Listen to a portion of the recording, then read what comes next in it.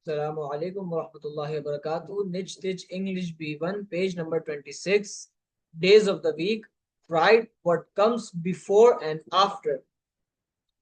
इस पेज में 3 कॉलम्स दिए हुए हैं, बिफोर, डेज और आफ्टर। इस पेज में जो एक्टिविटी है वो ये है कि बीच वाले कॉलम में डेज दिए हुए हैं, Saturday, Sunday, Monday, Tuesday, Wednesday, Wednesday, Thursday, Friday.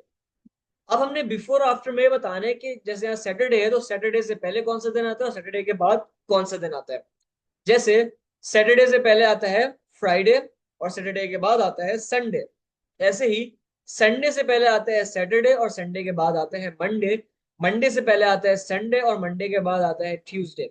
ऐसे ही पूरा कंप्लीट इस पेज को कंप्लीट करना है, बिफोर को भी और आफ्टर को भी।